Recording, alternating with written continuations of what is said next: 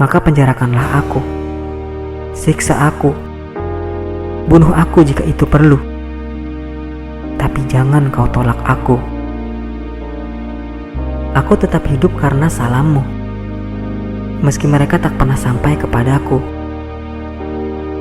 Aku hidup karena sentuhan tanganmu pada wajahku, meski kau selalu tak terjangkau. Namun sekarang,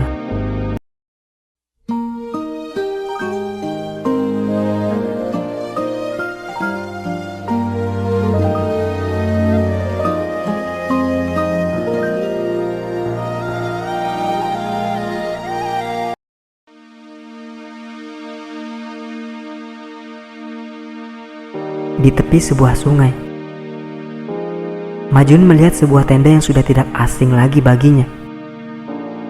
Setelah sampai di dekat tenda itu, betapa terkejutnya ia. Itu adalah tenda Laila. Tiba-tiba matanya kabur bagaikan tertutup awan musim semi, mencurahkan hujan air mata di pipinya. Ia menelungkup ke tanah, membentur-benturkan kepalanya ke tanah yang keras dan berteriak, "Mengapa kau tinggalkan aku? Mengapa kau meninggalkan aku sendiri dan tidak membagi apapun denganku selain kesedihan? Lihat telah menjadi apa aku. Aku menjalani penembusan dosa, karena aku telah membuatmu dan kaummu menderita di tangan Naupal. Untuk menebus dosaku, aku telah mengorbankan kemerdekaanku. Dan inilah aku, terbelenggu dan terikat, menanti untuk disiksa.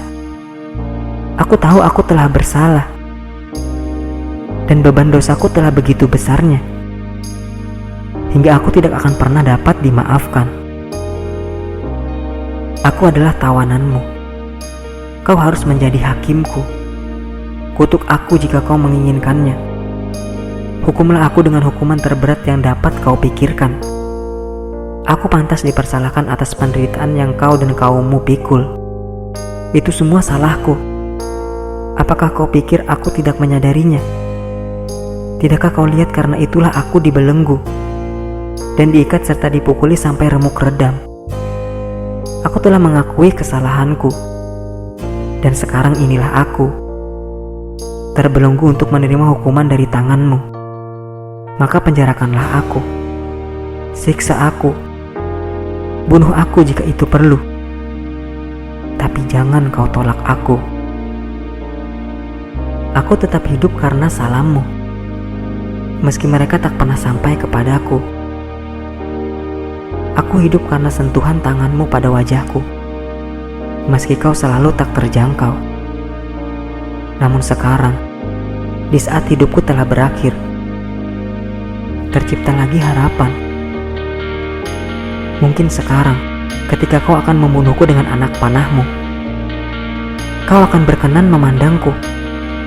Mungkin kau akan menyentuhku, sekedar untuk menyibakkan rambut dari leherku, sebelum kau pisahkan kepalaku dari tubuhku dengan pedangmu.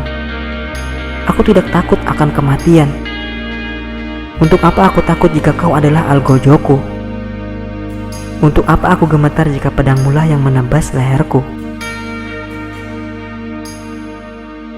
Hatiku adalah sebatang lilin.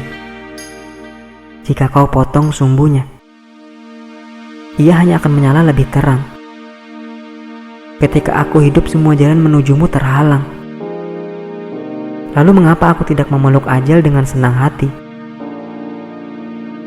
Ayo, selamatkan dirimu dariku.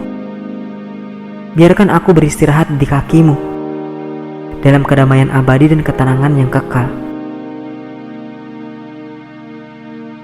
Tidak ada lagi yang dapat Majnun katakan.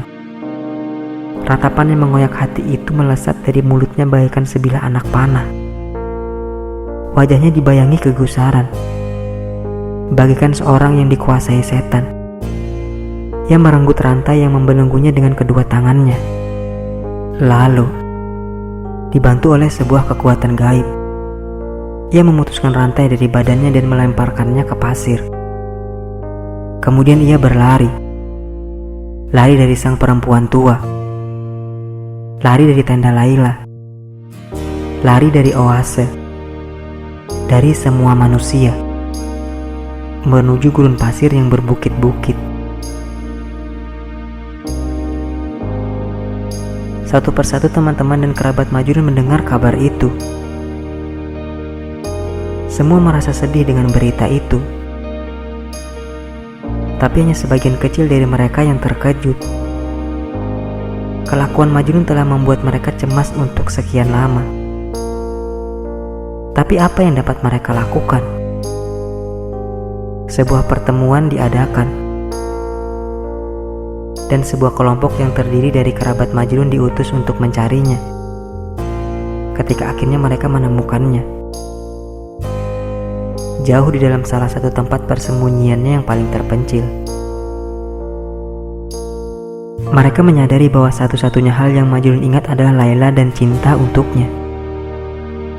Seluruh masa lalu telah terhapus ketika mereka berusaha menyegarkan kembali ingatan Majnun.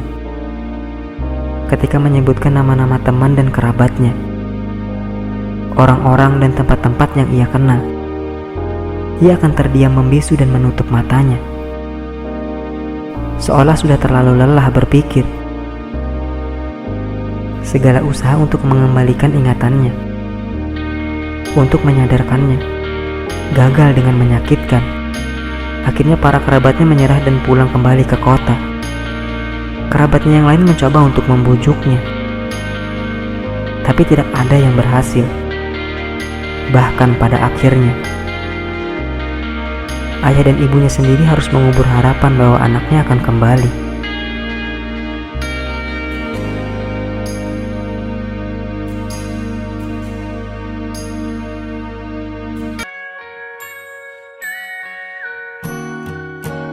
You are my sunrise, you are the daylight, hide in the shadows of my mind.